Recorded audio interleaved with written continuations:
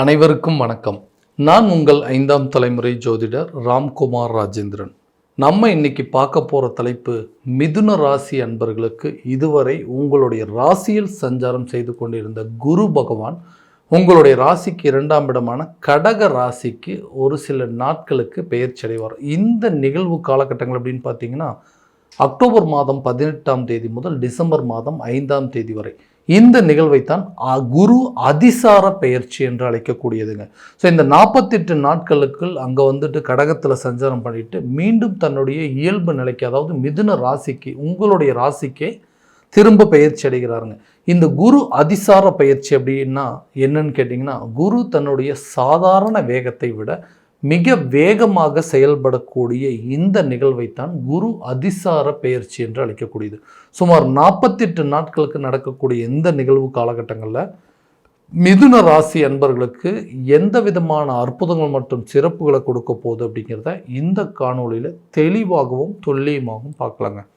நம்ம சேனலை first time பார்க்குறவங்க அதை சப்ஸ்கிரைப் பண்ணிக்கோங்க. பெல் பட்டனை கிளிக் பண்ணி ஆல் அப்படிங்கிற ஆப்ஷன் கொடுத்துக்கோங்க. மிதுன ராசி அன்பர்கள் புதன் பகவானை அதிபதியாக கொண்டவர்கள். புத்திக்கு அதிபதி, வித்தைக்கு அதிபதி, கல்விக்கு அதிபதி என்று அழைக்கக்கூடிய புதன் பகவான்.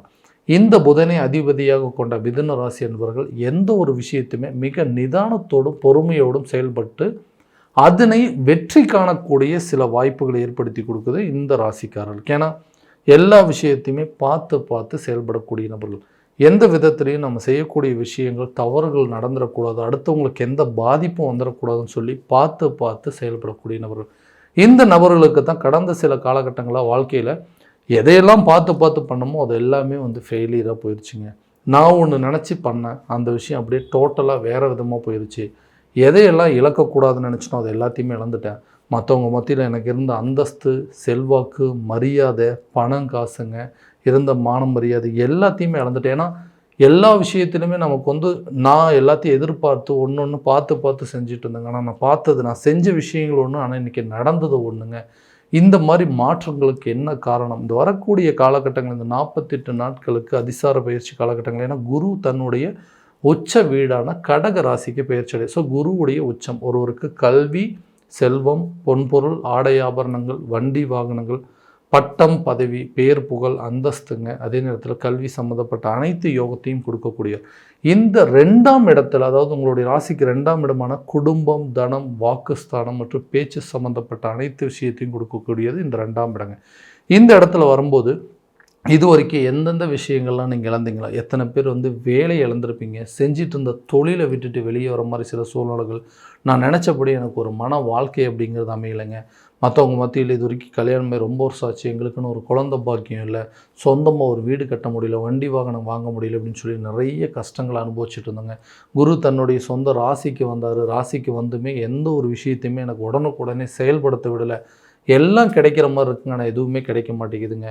கை கெட்டின விஷயம் வாய் கெட்டல. இந்த மாதிரி தடைகள்லாம் எப்போ தான் ஆகணும்னு கேட்டிங்கன்னா, கண்டிப்பாக இந்த 48 நாட்களுக்கு இந்த அதிசார நிகழ்வுகள் காலகட்டங்களில் குரு தன்னுடைய உச்ச இடத்துல, அதாவது கடக ராசியில் இருக்கும்போது இதுவரைக்கும் எந்தெந்த விஷயங்கள் தொழில் ரீதியாகவும் சரி, ஒரு வியாபார ரீதியாகவும் சரி, இதுவரைக்கும் இருந்து வந்த மந்த நிலைகள் அப்படிங்கிறது அகலுங்க. எல்லாத்தையுமே பார்த்து பண்ணுங்க. அந்த பிஸ்னஸை கரெக்டான விதத்தில் கொண்டு போகணும்னு சொல்லிட்டு எல்லாத்தையுமே ப்ராப்பராக பிளான் பண்ணி கொண்டு போனேன். ஆனால் அது என்னால் சரியான விதத்தில் செஞ்சு முடிக்க முடியல. எல்லா விதத்துலேயும் தேவையில்லாமல் நஷ்டங்கள் அப்படி ஆகிட்டே இருக்குன்னு சொல்கிற நபர்களுக்கு கண்டிப்பாக இந்த குரு பகவானுடைய பார்வையானது 5, 7 மற்றும் 9 ஆகிய 3 இடங்களில் குருக்குன்னு பார்வைகள் இருக்குது. ஸோ அதே நேரத்தில் உங்களுடைய ராசிக்கு இந்த 5, 7 மற்றும் 9ஆம் இடம் அப்படின்னு கேட்டிங்கன்னா, ராசிக்கு 6ஆம் இடத்திற்கும் 8ஆம் இடம் மற்றும் 10ஆம் இடமான தொழில் மற்றும் கர்மஸ்தானத்தில் குருவுடைய பார்வைப்படும் போது தொழிலில் நல்ல ஒரு முன்னேற்றம். எந்த தொழிலை நீங்கள் செய்கிறதுக்கு தகுதி இல்லைன்னு சொன்னாலும் அந்த தொழிலை கரெக்டான விதத்தில் செஞ்சு அதில் வெற்றி காணக்கூடிய ஒரு காலகட்டமாக இருக்க போகுது. பிஸ்னஸ் கண்டிப்பாக நல்ல விதமாக நல்ல ஒரு ப்ராஃபிட்டாக இருக்க போகுது. புதுசாக பிஸ்னஸ் ஸ்டார்ட் பண்ணணும்னு நினச்சவங்களுக்கு கூட கூடிய விரைவில் புதிய தொழிலை தொடங்குவதற்கான சில யோகங்கள் அப்படிங்கிறது கண்டிப்பாக இருக்குங்க. ஸோ யாரெல்லாம் உங்களை ஏமாத்துனாங்க, பார்ட்னர்ஸ் மூலமாக இருந்து வந்த பிரச்சனைகள், கூட இருந்தவங்களாம் நமக்கு தொழிலில் ஏதாவது ஒரு விதத்தில் நஷ்டத்தை ஏற்படுத்தணுங்க, அப்படின்னு சொல்லி யோசிச்சுட்டு இருந்தவங்க, நம்மளை வந்து சரியான விதத்தில் முன்னேற விடாமல் தடுத்தவங்க எல்லாமே நமக்கு ஏதோ ஒரு விதத்தில் சப்போர்ட் பண்ணுறதுக்கு அளவுக்கு சூழ்நிலை இருக்கும். புதுசாக பிஸ்னஸ் ஸ்டார்ட் பண்ணிங்க, இது வரைக்கும் நான் வந்து பெரிய அளவில் பண்ணிகிட்டு இருந்தேங்க, அதெல்லாத்தையும் விட்டுட்டு இன்றைக்கி சின்ன லெவலில் இறங்குறதுக்கு என்னால் முடியல, என்னோடய மனசு இடம் கொடுக்க மாட்டேங்குது, இதை வந்து போய் பண்ணுறதா, நம்ம அவ்வளோ பெரிய பிஸ்னஸ் பண்ணவங்க இன்றைக்கி எல்லாத்தையும் விட்டுட்டு சாதாரண பிஸ்னஸ் பண்ணுறதுக்கு மனசு வரலன்னு சொல்கிறவங்க கூட ஆரம்பமான துவக்கம் அப்படிங்கிறது கண்டிப்பாக நல்ல நிலையில் இருக்கும். சின்ன விஷயத்தில் ஆரம்பித்து மறுபடியும் உங்களால் அந்த லெவலுக்கு கொண்டு போகிற அளவுக்கு உங்களுடைய கெப்பாசிட்டி அப்படிங்கிறது இருக்குங்க. ஸோ மீண்டும் ஒரு வாய்ப்பு கிடைக்கும், அந்த வாய்ப்பை பயன்படுத்தி அதில் வெற்றி காணக்கூடிய ஒரு தருணமாக இருக்க போதுங்க. வேலையில் இருக்கக்கூடிய நபர்கள், வேலை விஷயத்தில் எனக்கு ஒரு நல்ல சாட்டிஸ்ஃபை அப்படிங்கிறதே இல்லைங்க. நான் ரொம்ப வருஷமாக அங்கே வேலை செஞ்சிட்ருக்கேன், வேலையை மாற்றி வேறு எங்கேயாவது போகலாமா அப்படிங்கிற சில எண்ணங்கள் இருக்குங்க. ஆனால் கரெக்டான நேரத்தில் என்னால் அதை வந்து மாற்றிக்க முடியல, நிறைய குழப்பங்கள் இருக்குது. ஏன்னா இருக்கிற வேலையை விட்டுட்டு வேறு ஒரு வேலைக்கு போகலாம் அப்படின்னா அந்த வேலை சரியான விதத்தில் செட் ஆகலைன்னா இருக்கிறதையே வந்து இழந்துருவோமோ அப்படிங்கிற ஒரு பயம் இருக்குது. ஸோ அதனால் அடுத்தடி எடுத்து வைக்க முடியாமல் இருக்குங்க. போயிட்டால் இந்த வேலையை ரிசைன் பண்ணிவிட்டு ஓகே வீட்டில் இருந்துட்டு கொஞ்ச நாள் வந்து புதுசாக ஜாப் சர்ச் பண்ணலாம் அப்படின்னு நினச்சா கூட ஃபினான்ஷியல் லெவலில் சில பிரச்சனைகள் வந்துடும். பணம் இல்லாதனால மறுபடியும் எப்படி ஹேண்டில் பண்ண முடியும் அப்படிங்கிறதுனால வேறு வழி இல்லாமல் கிடைச்ச வேலைக்கெல்லாம் போகிற மாதிரி சூழ்நிலைகள் இருக்குங்க. அந்த நிலை எப்போ தான் மாறும், எனக்கு பிடிச்ச மாதிரி ஒரு வேலை கிடைக்குமா அப்படின்னு கேட்டிங்கன்னா கண்டிப்பாக உங்களுக்கு எதிர்பார்த்த இடத்துலேருந்து எதிர்பார்த்த தகவல்கள் உங்களுக்கு வந்து சேருங்க. புதிய வேலை வாய்ப்பு உங்களை தேடி வரும். ஆல்ரெடி ஒர்க் பண்ணிகிட்டு இருக்கிறவங்களுக்கு நல்ல ஒரு ப்ரமோஷனோ அல்லது சேலரி இன்க்ரிமெண்ட் அப்படிங்கிறது கிடைக்கிறதுனால உங்களுடைய வாழ்வாதாரம் அப்படிங்கிறது அடுத்த லெவலுக்கு கொண்டு போகுங்க. தேவையில்லாத வாக்குவாதங்கள் வந்துட்டுருக்கு வேலை செய்கிற இடத்துல, தேவையில்லாத பிரச்சனைகள்லாம் எதுவுமே பேசுகிறது இல்லைங்க. சாதாரணமாக பேசுகிற விஷயங்கள் கூட இன்றைக்கி பெரிய லெவலில் பிரச்சனையாக மாறிட்டுருக்கு. ஆர்கியூமெண்ட் பண்ணுறாங்க. ஏன்னா நல்ல வேலைக்கு போயிட்டு இருந்தாங்க, திடீர்னு பார்த்தீங்கன்னா எனக்கு வந்து சரியான நேரத்தில் பாதி நாள் வேலை இருக்குது, சில பேர்த்துக்கு பாதி நாள் வேலை இருக்க மாட்டேங்குது, இதனால் என்னுடைய வாழ்வாதாரம் வந்து ரொம்ப பாதிக்கப்படுதுன்னு யோசிக்கிறவங்களுக்கு ஒரே சீரான நிலையில் ஒரு கண்டிப்பாக ஒரு நல்ல நிரந்தரமான ஒரு வேலை அப்படிங்கிறது அமையும். இது வரைக்கும் டெம்பரரியாக ஒர்க் பண்ணிட்டு இருந்தும் கூட பர்மனெண்ட்டாக வேலை செய்கிறதுக்கான ஒரு சில வாய்ப்புகள் அப்படிங்கிறது உங்களை நோக்கி வரக்கூடிய ஒரு தருணமாக இருக்க போகுது. திருமணம் சார்ந்த சில விஷயங்கள், திருமணம் அப்படிங்கிறது நான் நினச்சபடி தாங்க ஒரு வாழ்க்கை அப்படிங்கிறது அமையல, அட்லீஸ்ட் அதுவாக வரக்கூடிய வாழ்க்கையாக நான் நினச்சபடி மாற்றிக்கிறேன்னு சொல்லி நானாக ஒரு சில விஷயங்களை தேடி போனேன். அதுவும் இன்றைக்கி நான் நினச்ச மாதிரி இல்லை, எதுக்காக இப்படி நடந்துகிட்ருக்குதுன்னே தெரியல, நான் ஆசைப்பட்ட வாழ்க்கை அப்படிங்கிறது எனக்கு எப்போவுமே கிடைக்காதான், ஸோ திருமணம் சம்மந்தப்பட்ட பிரச்சனைகள் அப்படிங்கிறது தீராதான் யோசிச்சுட்டு இருக்கிறவங்களுக்கு திருமணம் சம்மந்தப்பட்ட யோகங்களை உருவாக்கக்கூடிய ஒரு காலகட்டமாக இருக்க போதுங்க. கூடிய விரைவில் உங்களுக்கு திருமணம் சம்மந்தப்பட்ட பந்தங்கள் அப்படிங்கிறது இருக்கும். பிரிந்த நபர்கள் ஒன்று சேருவதற்கான சில சூழல் அப்படிங்கிறது, காரணமே இல்லாமல் பிரிஞ்சவங்க இன்றைக்கி வந்து என்ன காரணம்னு தெரிஞ்சுக்கிறதுக்காக போராடுறோம், இதுதான் காரணம்னு சொல்லிட்டா எல்லாத்தையுமே இதோட நிறுத்திடுவாங்கன்னா என்ன காரணம்னே தெரியாமல் தேவையில்லாமல் சண்டை போட்டு இன்றைக்கி என்னையும் வந்து மன வேதனைக்குள்ளாக்கிட்டு போன சில நிகழ்வுகள் அப்படிங்கிறது, காதலர்கள் மத்தியில் இருக்கக்கூடிய சில பிரச்சனைகள், அதை வந்து அடுத்த லெவலுக்கு திருமண லெவலுக்கு கொண்டு போகலான்னு சொல்லி போராடிட்டு இருக்கோம், அதுவுமே வந்து நடக்க மாட்டேங்குதுங்க. கணவன் மனைவிக்கிடையே ஒற்றுமை இல்லாமல் 2 பேரும் பிரிந்து ஆளுக்கு ஒரு திசையில் வாழ்கிற மாதிரி சில சூழ்நிலைகள், இந்த மாதிரி நிறைய விஷயங்கள் இந்த திருமணம் சாரா சில நிகழ்வுகள் அப்படிங்கிறதெல்லாம் வந்துகிட்டே இருக்குது. இந்த 6ஆம் இடம் என்று சொல்லக்கூடிய எதிர்ப்புகள், பகைகள் ஸ்தானத்தில் இந்த குருவுடைய பார்வைப்படுறதுனால இதுவரைக்கும் இருந்து வந்த மன சங்கடங்கள் அப்படிங்கிறது உங்களை விட்டு விலகுங்க. சண்டை சச்சரவுகள் அப்படிங்கிறது தீரும். கணவன் மனைவிக்கிடையே இருக்கக்கூடிய கருத்து வேறுபாடுகள் அப்படிங்கிறது குறையும். ஒருத்தருக்கு ஒருத்தர் பேசி உங்களுடைய பிரச்சனைகள் என்னென்னு தெரிஞ்சுக்கிட்டு ஒரு அண்டர்ஸ்டாண்டிங் வரதுக்கான சூழல் அப்படிங்கிறது கண்டிப்பாக ஏற்படும். ஏன்னா என்ன ரீசன் இல்லைங்க, முன்ன மாதிரி எங்களால் ஒரு இடத்துல உட்காந்து சகஜமாக பேசிக்க முடியல. காதலர்கள் மத்தியில் இருக்கட்டும், கணவன் மனைவிக்கு மத்தியில் இருக்கட்டும், ஒரு ரிலேஷன்ஷிப்பில் இருக்கிறவங்களாக இருக்கட்டும், எங்களுக்குள்ள ஒரு நல்ல அந்யோன்யம் அப்படிங்கிறது இருக்க மாட்டேங்குது. அந்யோன்யம் அப்படிங்கிறது எல்லாம் நல்லா தாங்க போயிட்டு இருந்துச்சு, திடீர்னு என்ன நடந்ததுன்னே தெரியல, எங்களுக்குள்ள சண்டை சச்சரவுகள் ஓடிட்டுருக்கு. 2 பேரும் பிரிஞ்சு வாழ்ந்து சில பேர் வந்து டிவோர்ஸ் வரைக்கும் கொண்டு போயாச்சு. இந்த மாதிரி விஷயங்கள் எல்லாமே மாறக்கூடிய ஒரு காலகட்டமாக இருக்க போது பகைகள் அப்படிங்கிறது குறையும். வம்பு வழக்கு கோர்ட்டு கேஸு பிரச்சனைகள் கூட சாதகமாக உங்களுக்கு நீங்கள் நினச்ச மாதிரி சாதகமான சூழ்நிலை ஏற்படுவதற்கான வாய்ப்புகள் அப்படிங்கிறது இருக்குங்க.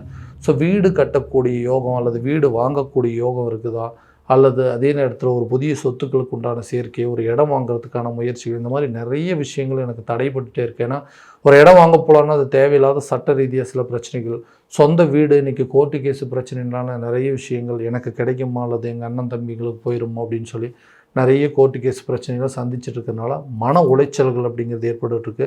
அந்த விஷயங்கள் அப்படிங்கிறது தீரும். வம்பு வழக்கு பிரச்சனைகள் உங்களுக்கு சாதகமாக முடியுங்க.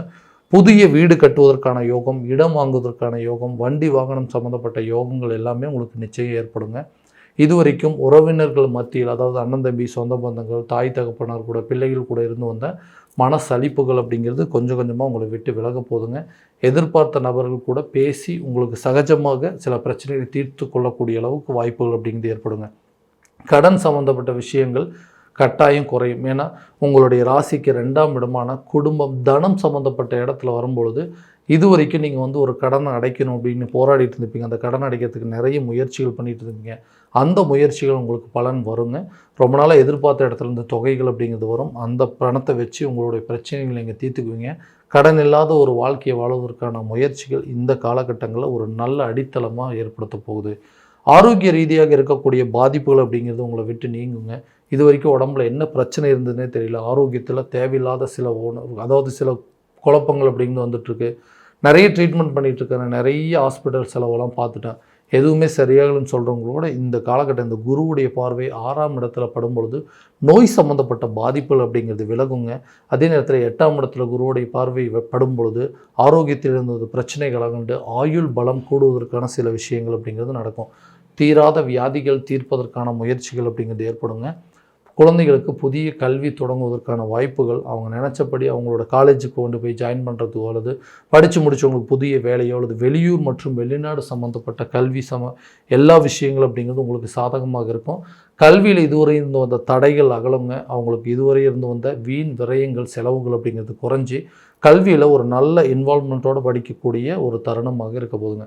ஸோ இது வரைக்கும் நம்ம பார்த்ததெல்லாம் கோச்சார ரீதியான பலன்கள் மட்டும்தான்.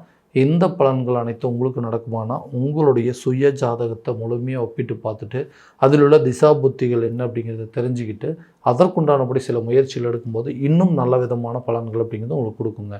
ஸோ உங்களுடைய ஜாதகத்தை எங்கிட்ட பார்க்கணும்னு விருப்பப்பட்டீங்கன்னா கீழே தெரிய நம்பருக்கு காண்டாக்ட் பண்ணி அப்பாயின்மெண்ட் ஃபிக்ஸ் பண்ணுங்கள். அப்படி இல்லையா உங்களோட ஜாதகத்தை வாட்ஸ்அப் மூலமாக அனுப்பிச்சிச்சிங்க அப்படின்னா தெளிவான முறையில் கணிச்சு துல்லியமான பலன்கள் அப்படிங்கிறது உங்களுக்கு தெரியப்படுத்தப்படும். மீண்டும் அடுத்த காணொளியில் உங்களை சந்திக்கும் வரை உங்களிடமிருந்து விடைபெறுவது உங்கள் ராம்குமார் ராஜேந்திரன். நன்றி.